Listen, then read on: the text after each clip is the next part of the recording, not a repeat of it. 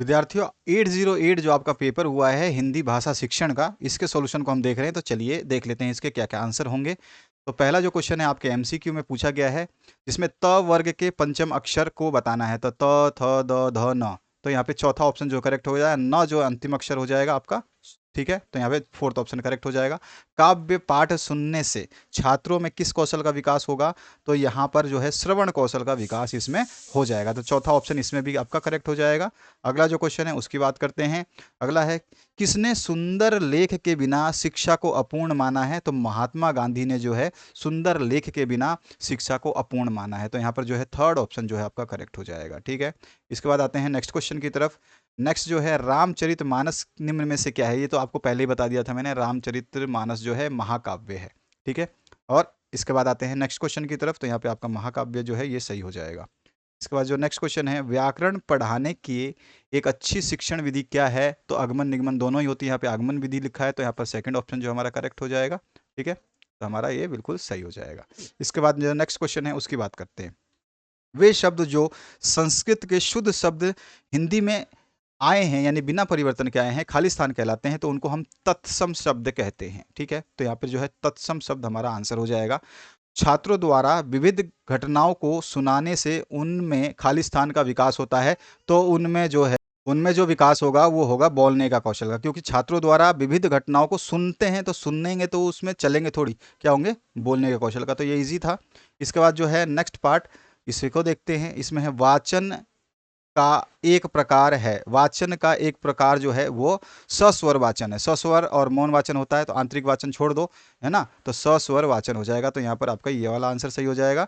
इसके बाद जो है आपका नेक्स्ट क्वेश्चन, इसमें क्या पूछा है आपसे? खालिस्तान में कविता रागमय एवं रोचक होती है।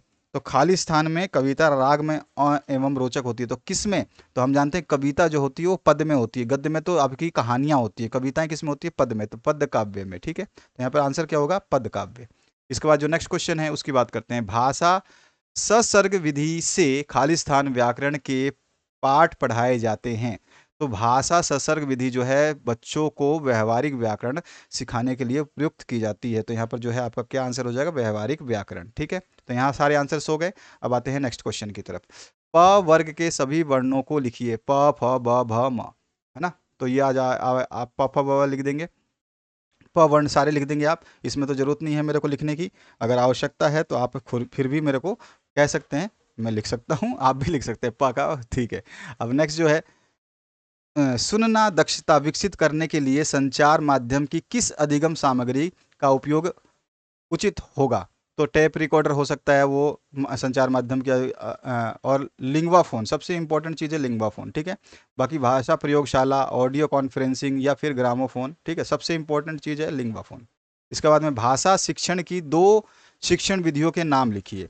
तो भाषा शिक्षण की तो अनुकरण विधि है, प्रत्यक्ष विधि है, व्याकरण विधि है, इकाई विधि है। आपने कौन सा लिखा है? ये चारों में से कोई भी आपको दो लिख देने थे। इसमें कितना पूछा आपसे? दो पूछा है तो दो लिख देने हैं।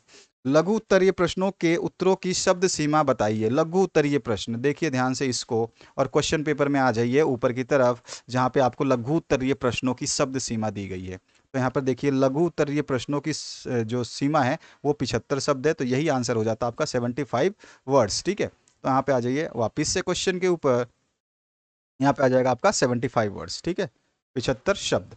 अच्छे मूल्यांकन की कोई एक विशेषता बताइए। बाप रे बाप, एक विशेषता क्या है? यहाँ पे 7 विशेषताएं हैं। इसमें विश्वसनीयता होती है, वैधता होती है, वस्तुनिष्ठता होती है, विभेदीकरण होता है, कठिनाई स्तर होता है, व्यापकता होता है, सहजता होता है। सारे के सारे हैं, इसमें से कोई भी आपने लिखा होगा आपका आंसर सही हो जाएगा, क्योंकि एक ही विशेषता पूछिए, एक नंबर मिल जाता।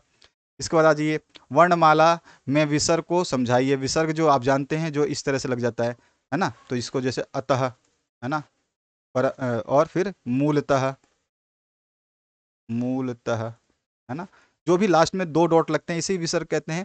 और जो है ये आपके स्वर के बाद में लगते हैं, और विसर्ग खुद में क्या है? व्यंजन है।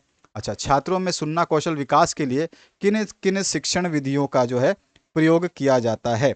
सुनने कौशल शिक्षण विधियों में। ठीक है, छात्रों में सुनना कौशल विकास के लिए किन किन शिक्षण विधियों का उपयोग किया जा सकता है? आपको नाम बताना है। तो इसमें कौन कौन सी है आपके सुनने की विधियां जो है आपके आ जाएगी? एक तो कौन सी विधि आती है, कह सकते हैं ये वाली। अ, अगर आपने आईएमपी पढ़ा था तो छात्रों में सुनने कौशल के विकास के लिए मैंने जो मेथड बताए थे उसमें आपका एक था कहानी सुनाना, प्रश्न उत्तर विधि, उसके अलावा भी आपको और भी विधियां बताई थी मैंने, जिसमें भाषण विधि भी है, उसके अलावा जो है कविता सुनाना ये भी विधि है, उसके अलावा जो वार्तालाप विधि है, तो सारे विधि आप लिख सकते थे इसमें, ठीक है। तो आपको जो मैंने बताया उनमें से जो भी आपने लिखा है, नाम ही पूछा है केवल, तो आप इसमें वार्तालाप विधि, ठीक है, उसके अलावा जो है आप कविता सुनाना विधि, भाषण विधि और प्रश्न प्रश्न उत्तर विधि, और उसके अलावा जो है कहानी सुनाना विधि जो है लिख सकते थे। इसके बाद में वाचन विधियों के प्रकारों के नाम लिखिए। वाचन विधि की बात कर रहा है अब। तो वाचन विधि ये तो आपके क्या है, श्रवण विधियां हैं ना। तो वाचन विधियां जो है आपकी अलग है, मैंने वो वाचन विधियां ही बताई हैं। उसके अलावा जो है आपका गद्य शिक्षण के कोई दो सामान्य उद्देश्य, भाई गद्य शिक्षण के उद्देश्य मैंने आपको आईएमपी में दिया था। व्याकरण शिक्षण के कोई दो सामान्य उद्देश्य आपको आईएमपी में दिया था। मानक को संक्षेप में समझाइए। मानक मतलब स्टैंडर्ड होता है ना, किसी चीज़ का स्टैंडर्ड जिससे हम उसकी तुलना, किसी भी वस्तु की तुलना करने पर हमें जो है वो उसको हम जो है मानक के रूप में मानते हैं, तो उस तरह से आप लिख सकते हो, ठीक है। इसके बाद तद्भव शब्द क्या है समझाना है उदाहरण के साथ में। विदेशी शब्द क्या है ये भी बताया था मैंने, कौन कौन सी प्रमुख विदेशी भाषाएं इसमें आती हैं उदाहरण सहित आपको बताना है, तो विदेशी शब्द जो है आपको बताए गए थे। इसके बाद में शिक्षक द्वारा बच्चों में सुनने की आदत को विकास करने के लिए क्या क्या करना चाहिए ये भी मैंने आपको बताया हुआ है। उसके बाद में बच्चों में सुनने की आदत के विकास के लिए एक गतिविधि अ, विकसित कीजिए, वो आप अपने हिसाब से कर सकते हैं।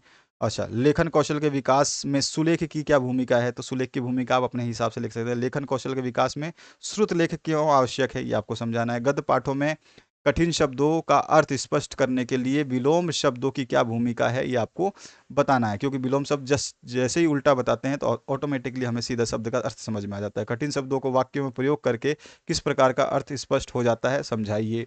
इसके बाद है आपका नेक्स्ट क्वेश्चन, बोलने के कौशल से क्या आशय है और छात्रों के बोलने से उनकी किन स्थितियों का प्रदर्शन होता है। बालक में सुनने की आदत का विकास करने के लिए शिक्षक का क्या क्या उपाय करना चाहिए, तो ये भी मैंने बताया हुआ है। इसके बाद में हिंदी वर्णमाला को विस्तार से समझाइए, तो हिंदी वर्णमाला को भी आपको समझाया हुआ है मैंने। उपसर्ग प्रत्यय कितने 41 वर्ण होते, 40 वर्ण होते, सारे वर्णों को मैंने उसमें जो है नोट्स में बताया था, ठीक है। तो यहाँ पर 5 नंबर आप ले सकते थे। और व्यक्ति के आधार पर हिंदी शब्द के वर्गीकरण करते हुए आप शब्द भेद बताइए। मैंने ये वर्णमाला पूरी बताई थी अगर आपने ध्यान से नोट्स पढ़ा था तो। मौन वाचन क्या है ये भी बताया था, मौन वाचन क्या होता है इसको समझाना है। स्वस्वर वाचन कौन से गुण होते हैं ये आपको समझाना है, ठीक है। और भाषा शिक्षण के लिए वार्षिक योजना प्रारूप विकसित करते हुए जो है उसके चरण एवं विशेषताएं लिखिए। इसकी पीडीएफ फाइल मैंने दे रखी है, प्रोजेक्ट फाइल जितने भी हैं योजना फाइल आपके सभी की पीडीएफ मैंने डाल रखी है। तो इसी वीडियो के डिस्क्रिप्शन बॉक्स में जो है आपके प्रोजेक्ट फाइल के नाम से प्लेलिस्ट है, उसको देख लेना। उसमें सारे फर्स्ट ईयर सेकंड ईयर के प्रोजेक्ट फाइल्स जो है वो आपके सब्जेक्ट वाइज मिल जाएंगे, Hindi English math science social science सबके। इसके बाद में व्याकरण पढ़ाने के आगमन विधि के सभी पक्षों को समझाइए, या व्याकरण शिक्षण के पाठ रूप कौन कौन से इसको समझाना है। और रचनात्मक मूल्यांकन की कौन कौन सी विशेषताएं होती हैं लिखनी है। और आकलन क्या है, हिंदी भाषा शिक्षण में आकलन किस प्रकार किया जा सकता है ये आप बताएंगे। तो ये सारे प्रश्न थे और मैंने जो उत्तर बताया उनको चेक कर लेना, आपके ज़्यादातर आंसर्स बिल्कुल सही होंगे। और पेपर ईजी आया था, अच्छा आया था, कुछ ज़्यादा डिफिकल्ट नहीं आया था। आईएमपी अगर जो बच्चे पढ़ के ढंग से गए थे तो उन्होंने बहुत अच्छे तरीके से इस पेपर को फोड़ दिया होगा। तो आशा करता हूँ इस वीडियो से आप लोगों को हेल्प मिलेगी। और आपके जितने भी आईएमपी हैं नेक्स्ट पेपर के वो अपलोड किए गए हैं, उनको चेक कर लीजिए। Thank you very much, have a good day.